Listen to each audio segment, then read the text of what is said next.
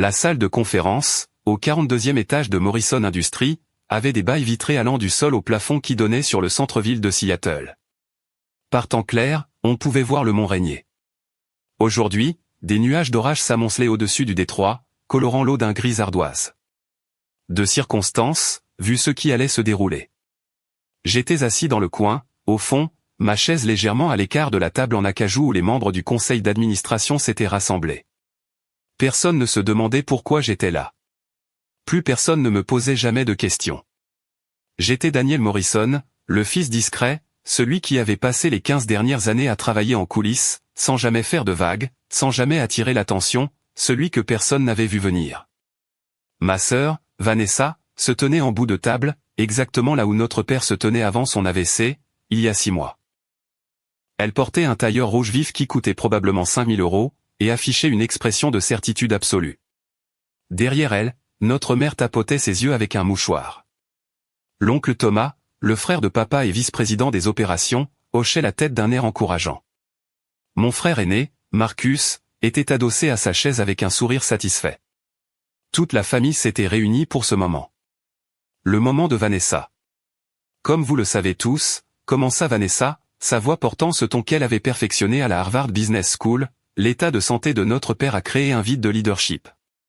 Morrison Industries a besoin d'une direction forte et décisive pour affronter les défis à venir. Les marchés sont volatiles. Nos concurrents rôdent. Nous ne pouvons pas nous permettre de dériver. Elle cliqua sur une télécommande, et une présentation apparut sur l'écran derrière elle. J'ai passé les 6 derniers mois à élaborer un plan de restructuration complet. Nous allons rationaliser les opérations, céder les divisions sous-performantes et nous recentrer sur nos compétences clés. Sous ma direction, Morrison Industries en sortira plus mince, plus forte et plus rentable que jamais. Les membres de la famille autour de la table hochèrent la tête. Marcus se lança même dans un applaudissement lent qui s'éteignit rapidement, personne ne l'ayant suivi. Je propose que le conseil vote aujourd'hui pour me nommer PDG, avec effet immédiat, poursuivit Vanessa. J'ai déjà obtenu les votes par procuration de mère, Marcus, l'oncle Thomas et la tante Caroline. Cela représente 42% des parts familiales. Combiné aux investisseurs institutionnels qui se sont engagés à soutenir une nouvelle direction, nous avons plus qu'assez de voix pour approuver cette transition. Robert Chen, notre directeur financier depuis 20 ans, se racla doucement la gorge. Vanessa l'ignora. De plus, je recommande que nous mettions en œuvre mon plan de restructuration dans les 90 prochains jours. Cela impliquera de vendre la division de production dans l'Ohio. Celle que papa a bâtie en partant de rien, dis-je doucement depuis mon coin. Tout le monde se tourna pour me regarder. Je parlais rarement en réunion. J'étais le fils oublié, celui qui avait choisi de travailler dans le développement de produits au lieu de suivre la voie de la direction, celui qui se contentait de bricoler des prototypes pendant que ses frères et sœurs se battaient pour une position. L'usine de l'Ohio perd énormément d'argent, dit Vanessa, cachant à peine son irritation face à l'interruption. Les sentiments ne paient pas de dividendes, Daniel. Papa comprendrait ça. Vraiment? Oui, c'était un homme d'affaires avant tout. Il voudrait que nous prenions des décisions intelligentes, pas émotionnelles. Des décisions intelligentes, ai-je répété. C'est comme ça que tu appelles ça? Marcus se pencha en avant. Quel est ton problème, Danny? Tu ne t'es jamais intéressé au côté commercial des choses. Tu es heureux dans ton laboratoire, à jouer avec des prototypes. Laisse les adultes s'occuper de la stratégie. J'ai souri légèrement. J'ai 38 ans, Marcus.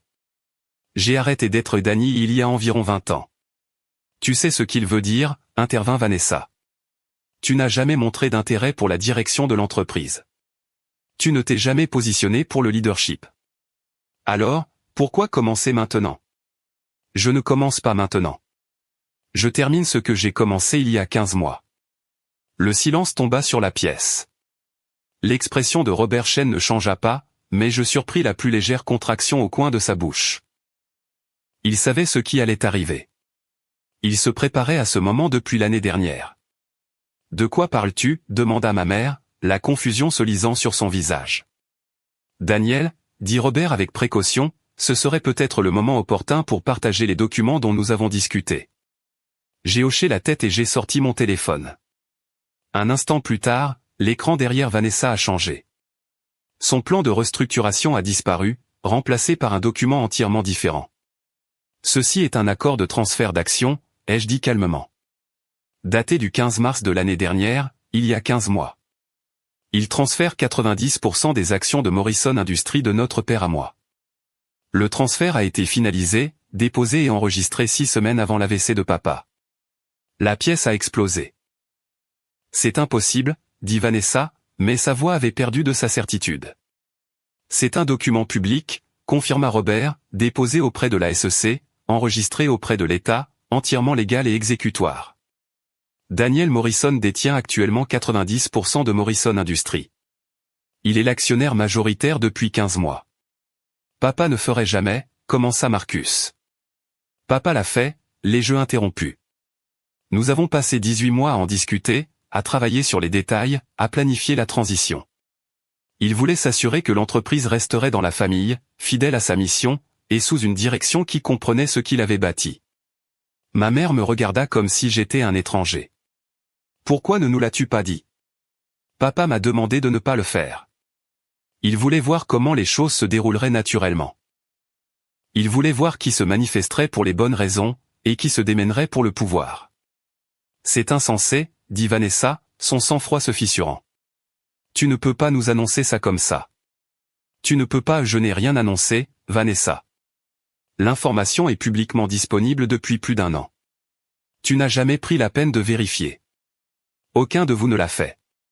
Vous avez tous supposé que, parce que je travaillais dans le développement de produits, parce que je ne me battais pas pour être sous les projecteurs, je n'étais pas impliqué dans les affaires. L'oncle Thomas retrouva sa voix. Même si c'est vrai, tu ne peux pas diriger cette entreprise seul. Tu n'as pas l'expérience, la formation. Le MBA de Wharton que j'ai terminé? Si, je l'ai. Je l'ai obtenu en ligne au cours des 3 dernières années, avec la plus haute distinction. Papa m'a aidé à suivre le programme tout en conservant mon rôle dans le développement de produits. Tu as préparé un MBA en secret, demanda Marcus, incrédule. Pas en secret. Je ne l'ai juste pas annoncé. Il y a une différence. Les mains de Vanessa tremblaient légèrement. Elle s'agrippa au dossier de la chaise devant elle. Cela ne change rien au fait que l'entreprise a besoin d'être restructurée. L'usine de l'Ohio perd toujours de l'argent. Les conditions du marché sont toujours difficiles. Ta participation majoritaire ne résout pas comme par magie ces problèmes. Tu as raison, ai-je convenu. C'est pourquoi je les résous depuis 15 mois. J'ai cliqué à nouveau sur mon téléphone. De nouvelles données sont apparues à l'écran. L'usine de l'Ohio a cessé de perdre de l'argent il y a 7 mois. Elle est redevenue rentable le trimestre dernier. J'ai mis en place de nouveaux systèmes d'automatisation, renégocié les contrats avec les fournisseurs, et j'ai recruté un nouveau directeur d'usine qui comprend réellement la production, au lieu de se contenter de réduire les coûts. Les chiffres étaient indéniables. Vanessa les regarda, son plan de restructuration s'effritant sous ses yeux. Les divisions que tu voulais céder? Ai-je continué? J'en ai déjà restructuré 3. Les 2 autres sont programmés pour des améliorations opérationnelles qui les rendront rentables au cours du prochain exercice fiscal. Je ne les ai pas liquidés pour un profit rapide. Je les ai redressés, parce que c'est ce que papa aurait voulu. Si tu diriges les choses depuis 15 mois, dit lentement tante Caroline, pourquoi n'en entendons-nous parler que maintenant? Parce que jusqu'à aujourd'hui, personne n'a contesté ma propriété. Je me contentais de travailler discrètement, de mettre en œuvre les changements progressivement, et de laisser les améliorations parler d'elles-mêmes. Mais Vanessa a forcé cette réunion. Elle a décidé de faire une manœuvre publique pour le contrôle. Alors maintenant, nous avons une conversation publique sur qui possède réellement cette entreprise. Robert Chen se leva, sa présence imposant l'attention. Pour mémoire, je travaille avec Daniel depuis le transfert d'actions. Tout ce qu'il a mis en œuvre a été fait avec l'autorisation appropriée et la supervision du conseil. Les membres du conseil qui lisent réellement les rapports trimestriels ont été informés de ces initiatives. Ils votent sur ces propositions depuis plus d'1 an. 3 membres du conseil, ceux qui n'étaient pas de la famille, hochèrent la tête en signe de confirmation. Vous saviez? Leur demanda Vanessa, la trahison dans la voix. Nous savions qu'il y avait une nouvelle orientation de la direction, dit l'un d'eux avec précaution. On nous a dit que la famille était au courant de la structure de propriété. Nous n'avions aucune raison de la remettre en question. Parce que vous avez supposé, ai-je dit doucement. Tout comme Vanessa a supposé. Tout comme Marcus a supposé. Vous avez tous supposé que, parce que je ne mettais pas mon rôle en avant, je n'en avais pas à ma mère pleurait maintenant, de vraies larmes remplaçant celles, théâtrales, de tout à l'heure. Pourquoi ton père a-t-il fait ça? Pourquoi n'a-t-il pas donné l'entreprise à vous tous, à parts égales? Il a essayé, ai-je dit. Il a proposé un partage égal quand j'avais 28 ans. Vanessa était furieuse de devoir partager le contrôle avec Marcus et moi. Marcus prévoyait déjà de vendre ses parts pour financer son train de vie. Papa a réalisé que diviser à parts égales ne ferait que créer le chaos. Alors, il a fait un autre choix. Il t'a choisi, dit Marcus amèrement. Il a choisi quelqu'un qui se souciait plus de l'entreprise que de l'ambition personnelle. Quelqu'un qui comprenait ce qu'il avait bâti. Quelqu'un prêt à travailler pendant 15 ans sans exiger de reconnaissance, parce que le travail lui-même comptait. C'est incroyable, dit Vanessa, mais sa voix avait perdu son combativité. Tu m'as laissé me tenir ici et me ridiculiser. Tu es resté assis dans ton coin et tu m'as regardé exposer tout mon plan, sachant que tu pouvais tout arrêter d'une seule phrase. Je voulais l'entendre, ai-je dit honnêtement. Je voulais savoir ce que tu ferais si tu avais le contrôle. Et maintenant, je sais. Et c'est quoi? Que tu démantèlerais tout ce que papa a bâti, au nom des profits trimestriels. Tu vendrais l'usine de l'Ohio où il a démarré cette entreprise. Tu céderais les divisions qui desservent de plus petits marchés, parce qu'elles ne sont pas des compétences clés. Tu transformerais Morrison Industries en une énième société sans âme, optimisant pour la valeur actionnariale. Ce n'est pas juste, protesta TL. Ah non? Tout ton plan de restructuration vise à réduire les coûts et à faire grimper le cours des actions. Il n'y a pas une seule initiative dedans sur l'innovation, le développement des employés ou la croissance à long terme. Tu penses comme une consultante, pas comme une propriétaire. Et toi, tu penses comme un sentimentaliste, a-t-elle rétorqué. Les affaires ne consistent pas à préserver le passé. Elles consistent à s'adapter à l'avenir. Je suis entièrement d'accord, c'est pourquoi j'ai investi 40 millions de dollars en R&D l'année dernière. Pourquoi j'ai élargi notre portefeuille de brevets de 30%. Pourquoi j'ai acquis 2 petites entreprises qui complètent notre base technologique. Je ne préserve pas le passé, Vanessa. Je construis l'avenir. Je ne le fais juste pas en détruisant ce que papa a créé. Robert Chen a affiché une autre présentation. Celle-ci montrait les performances réelles de l'entreprise au cours des 15 derniers mois.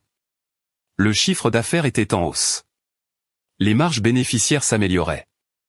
La rétention des employés avait augmenté. Les scores de satisfaction des clients étaient à un niveau record. C'est impossible, marmonna Marcus. Tu n'aurais pas pu faire tout ça sans qu'on le sache. Je l'ai fait pendant que vous étiez tous occupés à ne pas faire attention. Vous étiez concentrés sur vos propres carrières, vos propres ambitions. Vanessa grimpait les échelons dans son cabinet de conseil. Marcus gérait son portefeuille d'investissement. L'oncle Thomas se préparait pour la retraite. Personne ne regardait vraiment ce qui se passait à l'intérieur de Morrison Industries. Sauf les membres du conseil qui n'étaient pas de la famille, a ajouté l'un des administrateurs indépendants. Daniel a présenté des mises à jour trimestrielles détaillées. Sa vision stratégique a été approuvée par ce conseil à plusieurs reprises. Les seules personnes qui n'étaient pas au courant étaient celles qui n'ont pas pris la peine de lire les documents. Vanessa s'est affaissée dans le fauteuil en bout de table. Son moment de triomphe s'était effondré en humiliation. Je ne comprends pas. Pourquoi papa nous a-t-il caché ça? Pourquoi nous a-t-il laissé croire qu'on avait encore notre mot à dire? Vous aviez votre mot à dire, ai-je corrigé.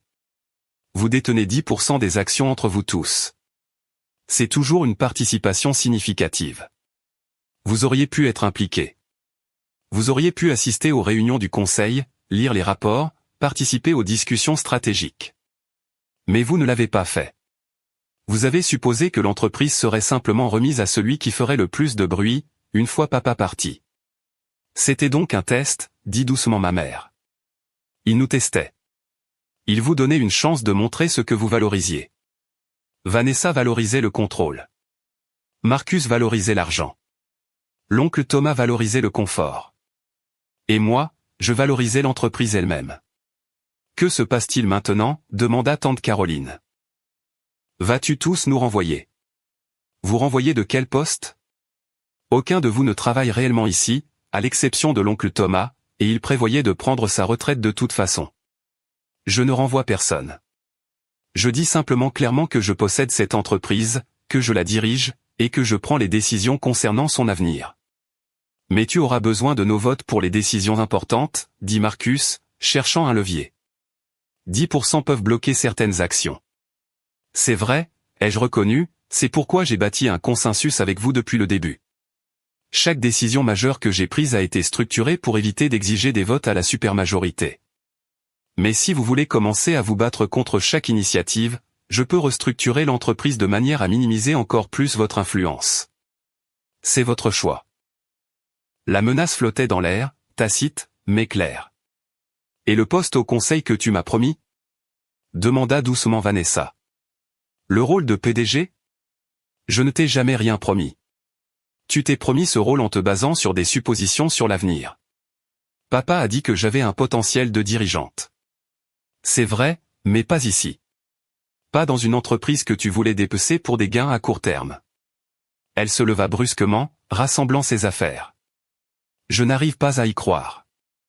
J'ai passé 6 mois à préparer ce moment, 6 mois à développer une stratégie, à construire des coalitions, à planifier l'avenir, et tu balais tout ça d'un revers de main. Je ne rejette pas tes capacités, Vanessa. Tu es brillante. Tu es déterminée. Tu es exactement le genre de leader dont certaines entreprises ont besoin, mais pas celle-ci. Cette entreprise a besoin de quelqu'un qui comprend que nous ne fabriquons pas seulement des produits. Nous employons 3000 personnes dans 4 États. Nous soutenons des communautés. Nous construisons des choses qui comptent. Et moi, je ne comprends pas ça? Ton plan de restructuration aurait supprimé 800 emplois. Tu as appelé ça l'efficacité opérationnelle. J'appelle ça dévaster des familles pour augmenter les marges de 2%. Parfois, des décisions difficiles sont nécessaires. Et parfois, ce sont juste des décisions cruelles, déguisées en stratégie commerciale. Papa connaissait la différence. C'est pourquoi il m'a choisi. Marcus se leva également. C'est n'importe quoi, Daniel. Tu as manipulé papa quand il était vulnérable. Tu l'as convaincu de nous écarter. Papa était parfaitement lucide quand il a pris cette décision. C'était 1 an avant son AVC. Il a fait examiner tout par ses avocats, 3 fois. Il a consulté des planificateurs successoraux, des conseillers fiscaux et des stratèges d'entreprise. Ce n'était pas un caprice. C'était un choix mûrement réfléchi. Un choix de trahir sa famille. Un choix de protéger son entreprise. Et si tu ne vois pas la différence, c'est exactement pour ça que tu n'as pas été choisi. Le visage de mon frère est devenu rouge. Tu n'es pas meilleur que nous. Tu es juste plus sournois, plus manipulateur. Je suis plus patient, ai-je corrigé. Il y a une différence. J'ai passé 15 ans à apprendre chaque aspect de cette entreprise. Pas seulement le développement de produits, mais les opérations, la finance, la stratégie, les ressources humaines. Je travaillais 60 heures par semaine pendant que vous étiez en vacances en Europe. Je l'ai mérité, Marcus. Papa ne me l'a pas donné. J'ai prouvé que je le méritais. En cachant ce que tu faisais. En faisant le travail sans avoir besoin d'applaudissements. En me souciant des résultats plus que de la reconnaissance. En étant exactement ce dont papa avait besoin, quand il en avait besoin. L'oncle Thomas se leva lentement, son visage buriné et pensif. Votre père m'en a parlé, vous savez. Environ 1 an avant le transfert, il m'a demandé ce que je pensais du plan de succession. Tout le monde se tourna pour le regarder. Je lui ai dit qu'il devrait diviser à parts égales, pour maintenir la paix, et éviter les conflits. Et vous savez ce qu'il m'a répondu? Il a dit, Thomas, je n'ai pas bâti cette entreprise pour maintenir la paix. Je l'ai bâtie pour qu'elle dure. Et un seul de mes enfants comprend ce que cela signifie. Il parlait de Daniel, murmura ma mère. Il parlait de celui qui était prêt à sacrifier sa gloire personnelle pour le succès de l'entreprise. Celui qui travaillerait dans l'ombre si cela signifiait que l'entreprise prospérait. Il savait que Vanessa voudrait remodeler l'entreprise à son image. Il savait que Marcus vendrait ses parts à la première difficulté. Et il savait que Daniel protégerait ce qu'il avait bâti, même si personne ne l'appréciait. Le savais-tu? Demanda Vanessa à l'oncle Thomas, à propos du transfert? Pas officiellement, mais je m'en doutais. La façon dont votre père parlait de Daniel, les questions qu'il posait sur des détails opérationnels que seul Daniel pouvait connaître. Je m'en doutais, et je n'ai rien dit, parce que je faisais confiance au jugement de votre père. Tout le monde faisait confiance à son jugement, sauf quand il s'agissait de me choisir, ai-je dit doucement. La pièce retomba dans le silence. Robert Chen consulta sa montre. Nous avons encore une réunion du conseil à tenir.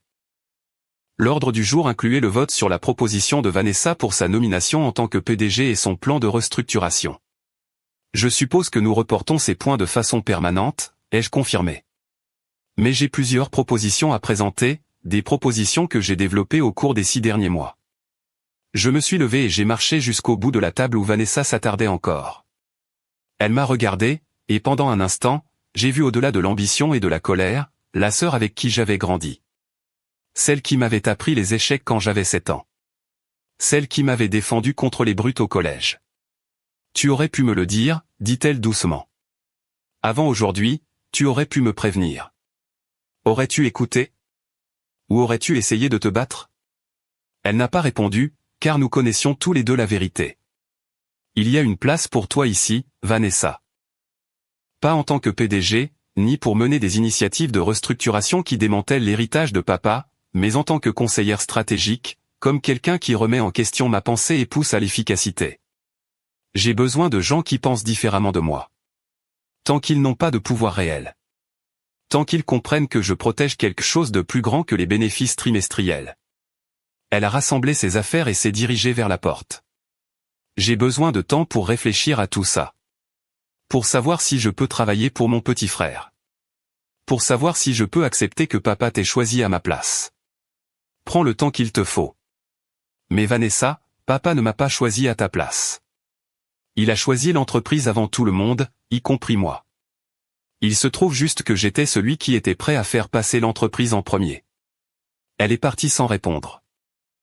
Marcus l'a suivi, me jetant un regard de pur ressentiment. Ma mère a hésité, puis s'est approchée de moi avec précaution. Je devrais être en colère contre toi, a-t-elle dit, pour avoir gardé ce secret, pour nous avoir tous ridiculisés. Je sais. Mais je ne le suis pas. Je suis triste.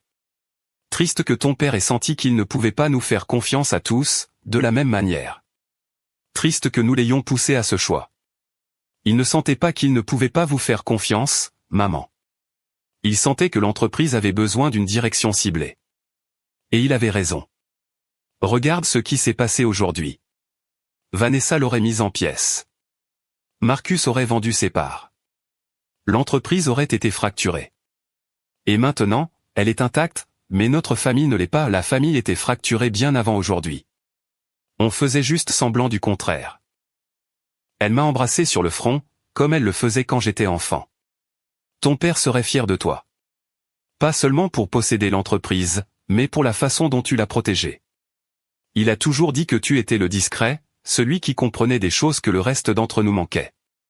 J'ai appris en le regardant comment il a construit quelque chose de durable, au lieu de quelque chose de tape à accent grave-l'œil.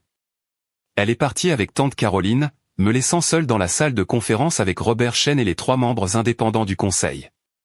C'était intense, a dit l'un d'eux. Nécessaire, ai-je corrigé. Vanessa a forcé cette confrontation. Mieux valait la voir maintenant que de la laisser continuer à construire un avenir qui n'allait jamais se produire. Et maintenant, a demandé Robert. Maintenant, on se remet au travail. J'ai 3 propositions à présenter. Premièrement, je crée un programme de participation aux bénéfices pour tous les employés. Deuxièmement, j'investis 20 millions de dollars dans l'expansion de l'usine de l'Ohio. Et troisièmement, je crée une fondation au nom de papa pour soutenir la formation et l'apprentissage dans le secteur manufacturier. Votre sœur dirait que ce sont des mesures sentimentales qui ne maximisent pas la valeur pour les actionnaires, a observé l'un des membres du conseil. Ma sœur n'est plus actionnaire, ai-je dit calmement. Je lui ai fait une offre, à elle et à Marcus, le mois dernier, par des intermédiaires. J'ai racheté la plupart de leurs actions restantes avec une prime de 30%. Ils ont chacun conservé 2% pour des raisons familiales, mais ils sont désormais des actionnaires minoritaires. Ils n'ont juste pas réalisé le moment où je le rendrai public. Robert Chen a ri. vous les avez rachetés avant cette réunion? Je voulais qu'ils aient une porte de sortie s'ils le souhaitaient, et je voulais m'assurer qu'ils ne pourraient pas bloquer des initiatives qui comptent pour moi. Tout le monde a obtenu ce qu'il voulait. Ils ont obtenu des liquidités à un prix majoré. J'ai obtenu le contrôle. L'entreprise a obtenu la stabilité. Votre père vous a bien appris. Il m'a appris que les entreprises familiales échouent lorsque les intérêts familiaux priment sur les intérêts commerciaux. Alors, j'ai protégé l'entreprise en rachetant les membres de la famille qui se souciaient plus de l'argent que de la mission. Et ceux qui n'ont pas vendu? L'oncle Thomas a gardé ses actions parce qu'il croit en ce que nous construisons. Maman a gardé les siennes parce qu'elle aime l'héritage de papa. Tante Caroline a vendu la moitié et a gardé l'autre, parce qu'elle est pragmatique. Chacun a fait son choix librement. J'ai regardé par la fenêtre les nuages d'orage qui s'amoncelaient sur Seattle. Quelque part dans cette ville, mon père était dans un centre de rééducation, se remettant de son AVC. Il ne pouvait pas encore parler, ni marcher, ni communiquer beaucoup au-delà de serrements de main et de mouvements des yeux. Mais quand je lui avais rendu visite hier et lui avais dit que Vanessa passait à l'action, que le moment que nous avions planifié approchait, il m'avait serré la main 3 fois. Notre signal, celui qui signifiait « Je te fais confiance ». Poursuivons la réunion, ai-je dit en me retournant vers le conseil. Nous avons une entreprise à diriger. 6 mois après cette réunion du conseil, Morrison Industries a annoncé son trimestre le plus rentable de l'histoire de l'entreprise. L'usine de l'Ohio tournait à 112% de sa capacité. Les divisions que Vanessa voulait vendre étaient toutes devenues rentables. Nos scores de satisfaction des employés étaient les plus élevés du secteur. Vanessa a accepté un poste de PDG dans un cabinet de conseil à New York. Elle m'a envoyé un email de félicitations lorsque nos chiffres trimestriels sont sortis. Nous ne nous parlons toujours pas beaucoup, mais l'animosité s'est estompée pour laisser place à quelque chose qui ressemble plus à une distance respectueuse. Marcus a investi l'argent de son rachat dans la crypto-monnaie et en a perdu 40% lors d'un krach boursier. Il appelle de temps en temps, pour s'enquérir de postes au conseil ou d'opportunités de conseil. Je continue de lui dire non. Certaines personnes doivent apprendre à la dure que l'argent rapide n'est pas la même chose qu'une fortune bâtie. Ma mère rend visite à papa au centre de rééducation tous les jours. Je la rejoins 3 fois par semaine. Le mois dernier, papa a prononcé son premier mot depuis l'AVC, entreprise. Son deuxième mot a été bien. Son troisième a été Daniel. Le thérapeute a dit que c'était un progrès remarquable. J'ai dit que c'était juste papa, fidèle à lui-même. Même quand il pouvait à peine parler, il vérifiait l'état de l'entreprise et me faisait savoir que j'avais bien agi. Le poste au conseil que j'ai créé pour Vanessa reste vacant. Je ne m'attends pas à ce qu'elle l'accepte. Mais l'offre tient, car malgré tout, c'est ma sœur. Et malgré tout, elle est brillante dans ce qu'elle fait. Elle avait juste besoin d'apprendre ce que j'ai appris il y a 15 ans, que le meilleur pouvoir n'est pas celui que l'on s'empare. C'est celui que l'on gagne si complètement que personne ne peut vous l'enlever. Morrison Industries est à moi maintenant. Non pas parce que j'ai comploté pour l'avoir. Non pas parce que j'ai manipulé qui que ce soit, mais parce que j'ai passé 15 ans à devenir la personne que papa avait besoin que je sois, la personne dont l'entreprise avait besoin, le discret qui comprenait. Et cette compréhension s'est avérée valoir 90% de tout.